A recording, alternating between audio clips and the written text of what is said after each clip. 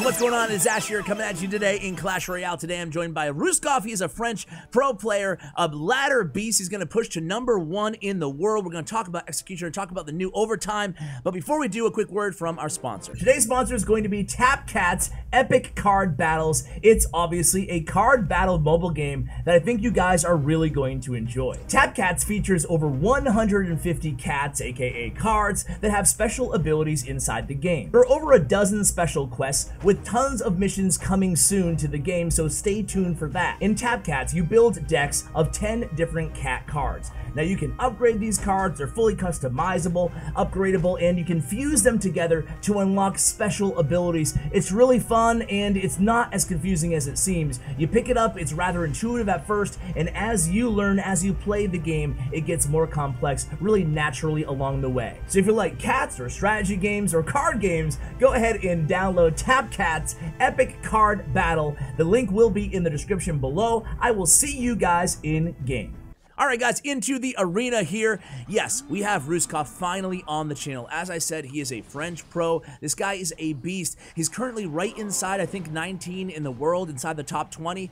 He was very confident to me in Twitter DMs. He was like, I'm going to go for it. I'm going to push to #1 live for your video. So we'll see if he can get it done here, guys. We get the early King Tower activation there off of that NATO. And yes, again, he is playing this deck that we're all very acquainted with. We actually shared this deck with a Rocket, of course, with Viiper, aka Happy Noob, earlier this season. I think the first day of the season, literally back when the Executioner wasn't that good. But now he still does a ton of damage. Have you guys tried out the new Executioner, the newest rendition of the Executioner? I think he's really, really strong. And this deck, this specific version of the deck with Earthquake, actually works out a lot better than Rocket. You don't need the Rocket value anymore. You can even kind of spell cycle utilizing Earthquake in some situations. You don't need to be as aggressive, and I think it makes the deck a little bit easier to play as well, because it takes a lot of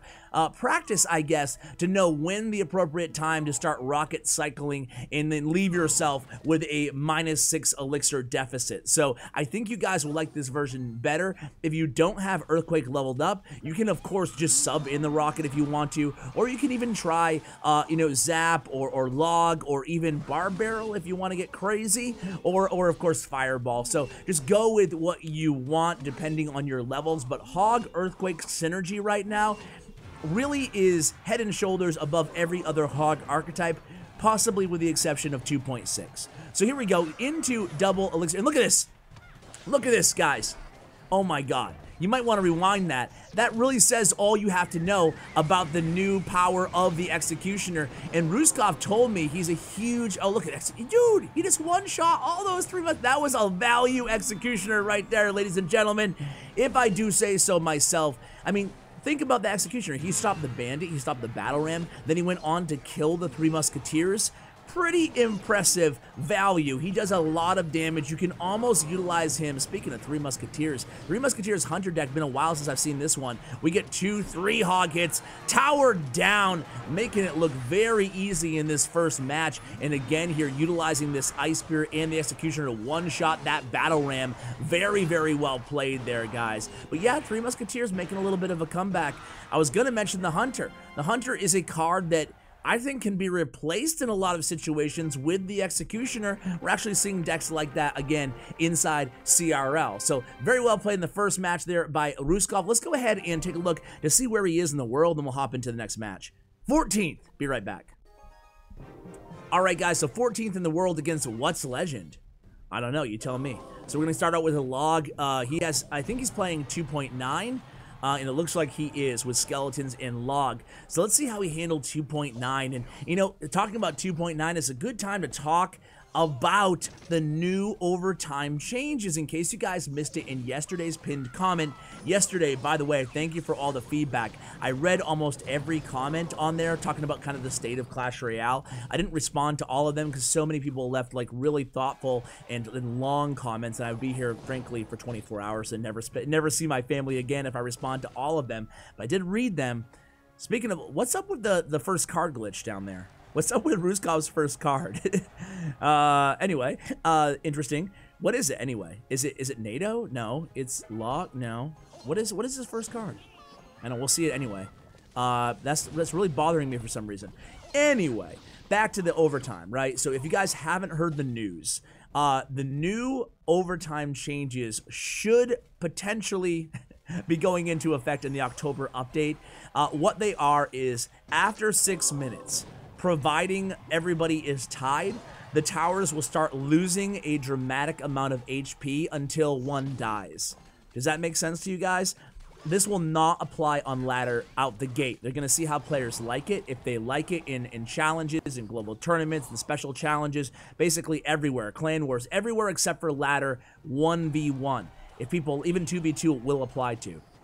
If people like it, they will add it to ladder as well. So again, let me describe this because there's been some confusion here. You go all the way 6 minutes into a match and nobody has won. Traditionally, that would be obviously a draw, right?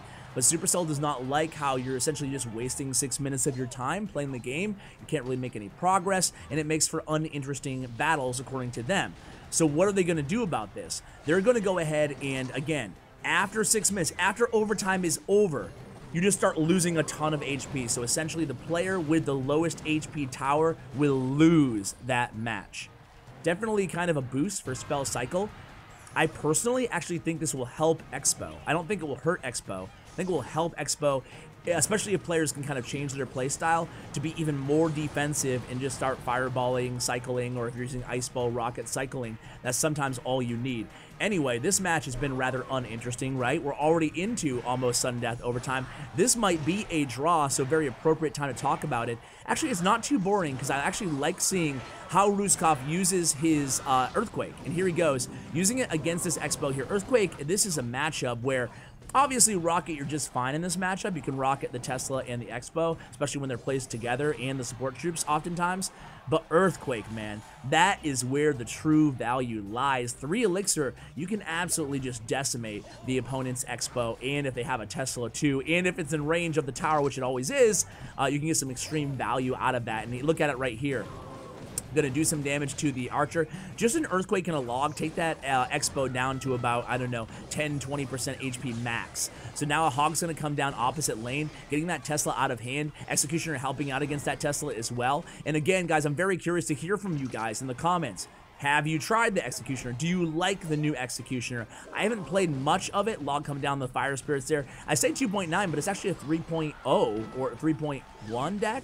He has the Knight, and he also has the Fire Spirits. So this time, the Expo, again, does not get a lock on. We're trying to get as much chip damage as we possibly can, utilizing, again, the logs here and Earthquake.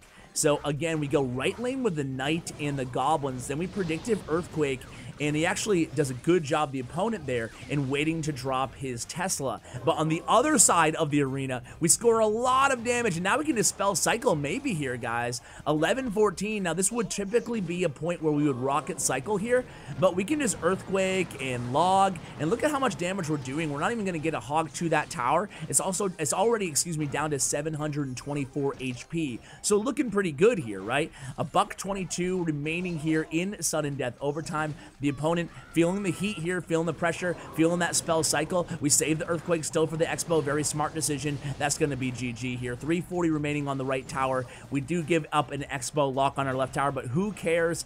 Ice Spirit is going to make contact. 208 Earthquake in a log will get that done there. Very well played in this matchup by Ruusskov. Actually, just an Earthquake will get that done. So, hey, 2-0, man. He's a man of his word. Coming out swinging here. 2 victories. Let's see where he is on ladder here, guys. 10th in the world. Be right back. All right, guys, into match number 3 against Stalker. So, again, you're seeing how Ruusskov plays this deck maybe a little bit differently than Happy Noob does, than Viiper does. It's tough to say who is better, but Ruusskov, the thing I admire about him as a player is that he plays all sorts of different decks. He's really good. He's not a one-trick guy. Not that Viiper is. Viper's a really good player too. But I'm just saying that he's played a lot of Royal Giant, a lot of very just different archetypes, all at top ladder, which I really admire. Anyway, again, now a Mortar matchup here. Man, we're looking good. Earthquake against Mortar, especially Mortar Splash. we're gonna be all right in this matchup. We definitely have matchup here. Again, Earthquake, we have Log for all the splash. We also have Ice Spirit. Ice Spirit's gonna be a pretty crucial card here, especially against the bats. So let's see how he handles that. He catches that miner, I think, twice in a row. We already have that right tower down to 2771 HP. So here we go. Knight crosses the bridge, right side. 1 minute, 1 minute 10 seconds or so approaching into this contest. A couple Spirit Goblins surviving in the right lane. Gonna make no contact. Ice Spirit gonna go ahead and block them down. And here comes some bat split from the opponent. We leak a little bit of elixir, 1.8 leaked elixir to 0.8 from the opponent. So now we go ahead and we just NATO there. Interesting NATO, but we don't really have a need for NATO outside of the miner inside this deck. Now here comes a mortar, this time opting not to Earthquake, but rather just to play that Executioner, so then he can go ahead and support the Hog Rider, and forcing a Fireball out of the opponent. Hog's gonna get 2 hits on that tower. Earthquake comes down, taking care of the Spirit Goblins, 1 shot, and the tower falls to 2249 HP. About 70 seconds left here in this match. And look at our towers, they're very healthy, guys. Looking pretty good here in this match. Beautiful beautiful Ice Spirit there, catching every single one of those bats. You can see how Ruusskov plays this almost flawlessly. And now we go ahead and use the Knight, intercept those Spirit Goblins, and we go ahead and log 2. It looks like he's playing this rather, his play style is so defensive.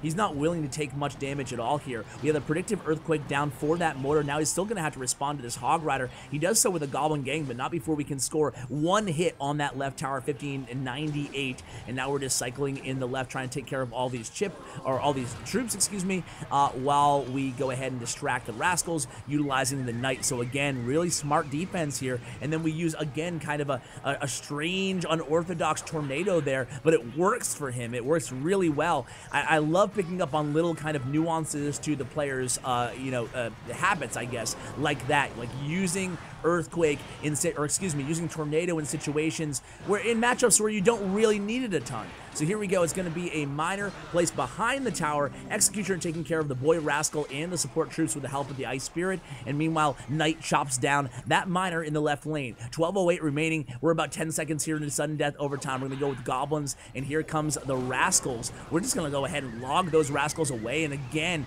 using that NATO against the bats seems to be something that that Ruusskov is very, very happy to do. Here comes a big push. Do we have log back in hand? Let's see. We do.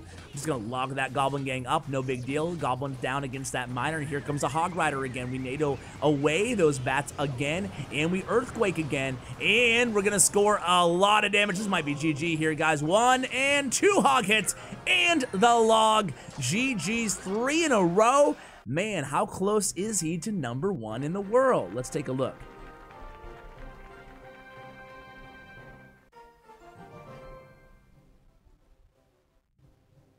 All right, guys.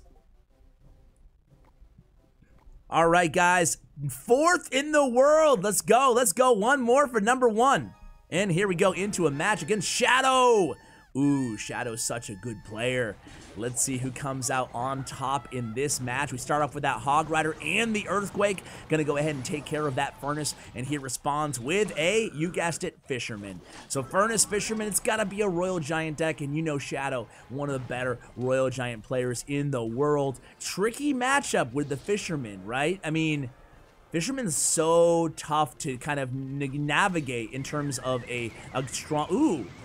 Yeah, that's not going to work out. Can't King Tower activate using the Fisherman. And we find out the hard way there. 2655. Now we're going to load up that right lane. But look at the Executioner. Does so much damage again. Almost Hunter-esque there in terms of the damage output of that Executioner. Now we have a Knight on the right tower. Let's see how much damage you can get to this Baby Dragon as well. 2 shots in. And look at that. Dude, 2 shots on the Baby Dragon.